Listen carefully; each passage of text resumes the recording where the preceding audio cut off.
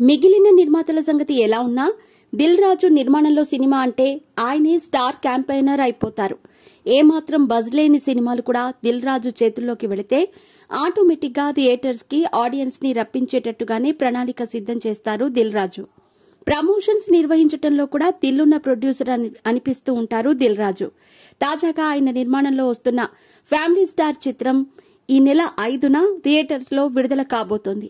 విజయ్ దేవరకొండ, మృణాల్ ఠాకూర్ జంటగా నటించిన ఈ చిత్రానికి పరశురాం దర్శకత్వం వహించారు. గీత గోవిందం సినిమా తర్వాత పరశురాం, విజయ్ కాంబోలో వస్తున్న ఈ ఫ్యామిలీ ఎంటర్టైనర్ చిత్రంపై మంచి అంచనాలే ఏర్పడ్డాయి. కాగా ఈ మూవీ ప్రమోషన్స్ లో భాగంగా దిల్ రాజు దూసుకొని పోతున్నారు. అయితే తనకి కేవలం డబ్బు సంపాదించడం ఒకటే ముఖ్యం కాదని, తాను నష్టాల్లో ఉన్నప్పుడు తప్పకుండా సక్సెస్ వస్తుందని చెప్తూ ఇండస్ట్రీలో తనకి ఎదురైన అనుభవాలను పంచుకున్నారు దిల్ రాజు. దిల్ సినిమా ద్వారా వచ్చిన డబ్బు తరుణ్తో చేసిన నిన్నే ఇష్టపడ్డానుతో పోయింది. ఆ తర్వాత నవదీప్తో చేసిన జైతో సినిమాతో బాగా నష్టాలొచ్చాయి. ఆ టైంలో చాలా షేకింగ్ లో ఉన్నాను. అలాంటి టైంలో ఆర్య సినిమా వచ్చి నన్ను నిలబెట్టింది. నేను షేకింగ్ లో ఉన్న టైంలో ఏదో ఒక మ్యాజిక్ జరుగుతుంది. ఇప్పటి వరకు అలాగే జరిగింది.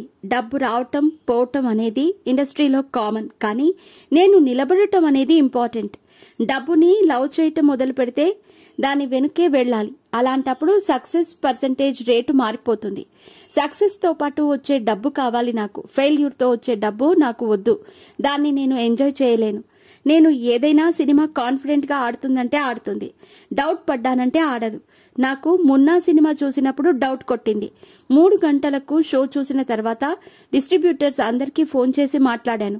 ఈ సినిమా డిసప్పాయింట్ చేస్తుంది, మీరు ఫీల్ కావద్దని చెప్పాను. రీసెంట్ గా చెలియా సినిమా కూడా అలాగే అయ్యింది. అది బ్యాడ్ ఫిల్మ్, రాంగ్ స్టెప్ వేశామని డిస్ట్రిబ్యూటర్స్ తో చెప్పాను. పెద్ద సినిమాలకు హీరో, దర్శకులు చాలా ఇంపార్టెంట్. సినిమా రేంజ్ ని డిసైడ్ చేసేది హీరోని. కాబట్టి హీరో రేంజ్ కి తగ్గట్టుగానే దర్శకుడు టెక్నీషియన్స్ ని సెట్ చేయాలి. ఖర్చు పెరిగిపోతుందంటే ఏం చేయలేని పరిస్థితి. నాలాంటోడు అడిగితే తప్పైపోతాం. ఎవరిపై ఏదీ రుద్దలేం. నేను సీతమ్మ వాకిట్లో సిరిమల్ల చెట్టు సినిమాకి మహేష్ బాబు, వెంకటేష్లతో మాట్లాడి రెమ్యునరేషన్ తగ్గించుకునేటట్టు చేయగలిగాను. ఎందుకంటే ఆ కథ అలాంటిది. అసలు ఆ ప్రాజెక్ట్ జరగటానికి ముఖ్య కారణం మహేష్ బాబు గారే. ఆయన ఎక్కడా కూడా కాంప్రమైజ్ కాలేదు. న్యాచురల్ గానే తీయాలి.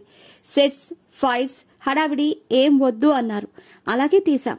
స్టార్ తో సినిమా అంటే స్టార్ వాల్యూస్ అవసరం. ప్రభాస్ తో సినిమా అంటే ప్రభాస్ రేంజ్ కి తగ్గట్టే ఉంటుంది. బన్నీతో సినిమా అంటే బన్నీ రేంజ్ కి తగ్గట్టు ఉంటుంది.